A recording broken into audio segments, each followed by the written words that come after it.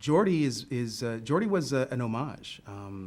During the days when Star Trek conventions were first becoming popular, and Gene was, he would go around and he would appear at these conventions, and one weekend he would be in Spokane, Washington, the next weekend he'd be in Cleveland, Ohio, and there was this young man in a wheelchair by the name of Jordan LaForge, who suffered, I believe, from multiple sclerosis.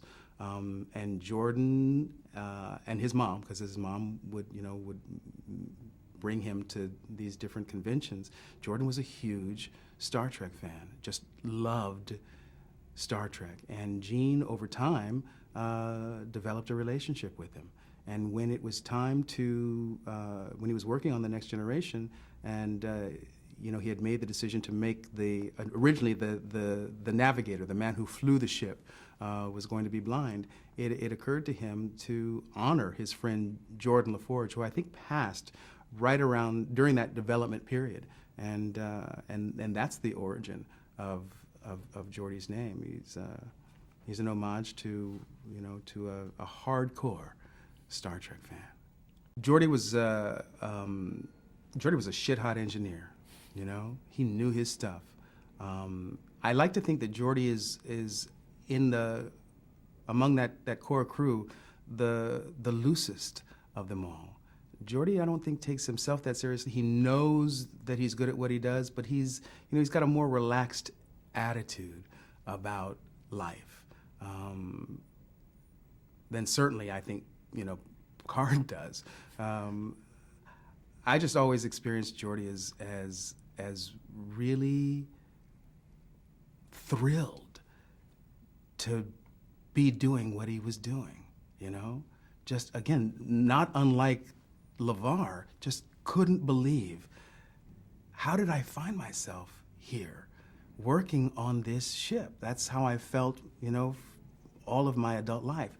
I love what I do, and I get to do it with the best people in the world at doing it, and I wake up every day feeling so grateful, so blessed that I'm able to do this. And I think that, I wanted to bring a lot of that enthusiasm to Geordi, that he's just, what, this is great. I love being here, and I'm doing it, with the best there is. Absolutely true. Do you know why Geordi had a visual impairment? Why was he blind? He was blind from birth. Geordi was blind. At least that's what I was told. And is there a reason that given for the character to be blind, or was that just something that happened inherently? I think it was to tell you the truth, I think it was just the original idea that, okay, the blind man flies the ship. That's kind of cool, and it seemed like a good idea at the time, but then, in the first season, we discovered that the ship was so sophisticated that it could fly itself, and everybody on the bridge crew had a specific area of expertise from which to contribute. Riker was the first officer. Troy had the emotional thing. Data was information. Worf and Tasha Yar were security. But, if the ship flies itself, then what am I doing here? So what started as just an original conceit that was kind of, cool, became a real problem. How do we get this guy to really contribute from an area of expertise? It was really difficult on a weekly basis for the audience to see what Geordi saw.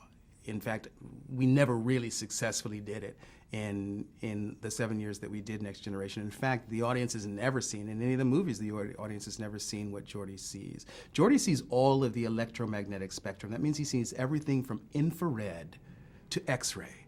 Geordi sees sound, okay? So representing that in a visual way for the audience was, virtually impossible. There was no way on the budgets that we made that show with we could do that on a weekly basis. So it really became the challenge: how do we get him to contribute?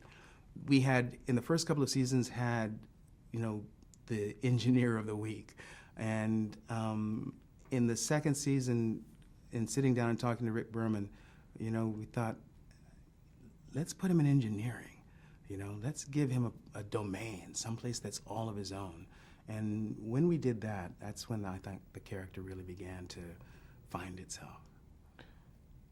To your credit, the character who physically saw the least, we knew saw the most. Right. Which was weird because every time I put the visor on, I lost 85% of my vision. So the actor continually bumped into stuff, but but the character was supposed to be able to see everything that nobody else could. Was that the primary challenge in playing the physical part of it? In the beginning, it was. I literally had, because I couldn't see this, I couldn't see that. I literally could only see what's directly in front of me. I had to develop a different way of navigating. I couldn't continue to look down and see my feet. That would just be silly. And so I learned how to navigate on the set by using, the light stands and points of reference.